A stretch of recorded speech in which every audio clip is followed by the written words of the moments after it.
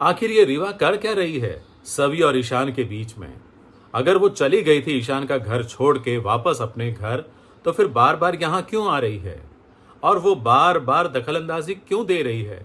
कुछ यही बात लोगों को सता रही है और कुछ हमें भी। नमस्कार, मैं हूं संदीप पंडे और आप देख रहे हैं मेरा चैनल सीरियल और संदीप।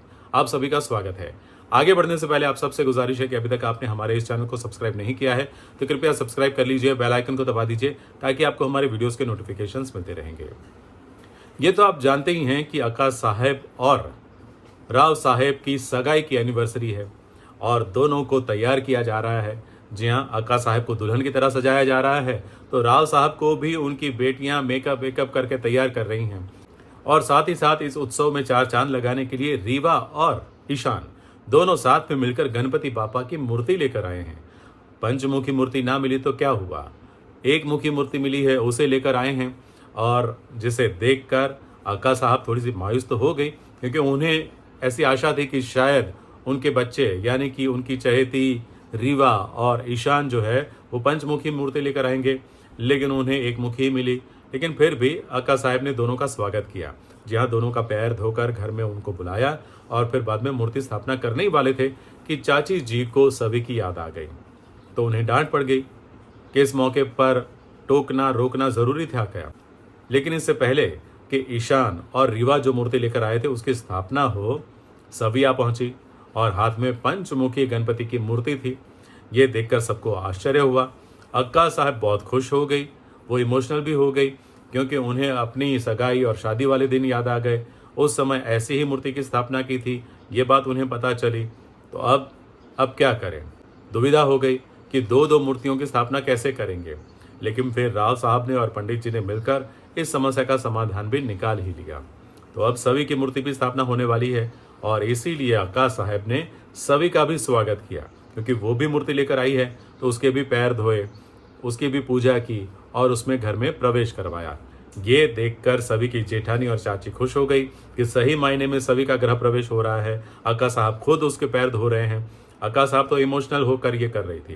क्यों? क्योंकि उन्हें अपने सगाई वाले दिन, अपने शादी वाले दिन याद आ गए और पंचमुखी गणपति की मूर्ति देखकर वो भावुक हो गई। तो सभी का स्वागत करना तो बनता ही था।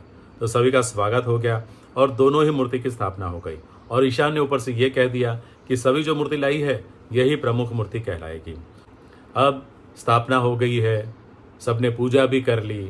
फिर बाद में सभी तो दूर जाकर खड़ी थी, लेकिन फिर भी चाची सास उसको खींच कर लेकर आई और ईशान के साथ मिलकर दोनों ने आरती की गणपति बापा की। तो ये देखकर रीवा को फिर से जलन होने लगी, क्योंकि उसे तो लग रहा था कि भाई मैं करूँगी सब कुछ।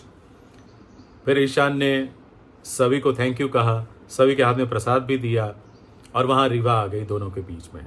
जहाँ दोनों बात कर रहे थे और रीवा भी आ गई और रीवा ने भी सभी को थैंक यू कहा और कहा कि ये सारा आयोजन तो मैंने किया था, लेकिन तुमने पंचमुखी गणपति बापा की मूर्ति लाकर अक्का साहब को खुश कर दिया, ये बहुत अच्छा किया।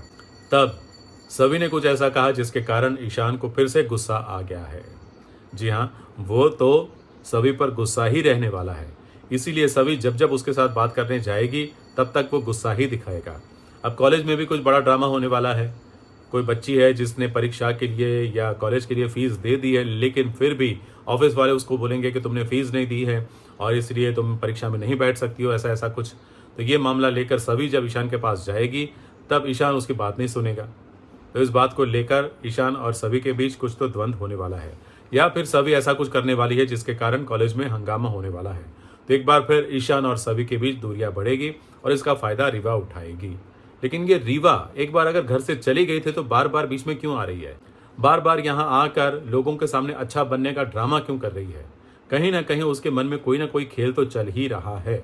और मुझे उम्मीद है कि बहुत जल्द सभी को भी ये बात पता चल ही जाएगी कि ये रीवा जानबूझकर अंदर टांग अड़ाने की कोशिश कर रही है और सभी और ईशान को अलग रखने की कोशिश कर रही है। आपको क्या लगता है? हमें कमेंट करके ज़रूर बताएं। जी हाँ, आपके कमेंट का हमें इंतज़ार रहेगा।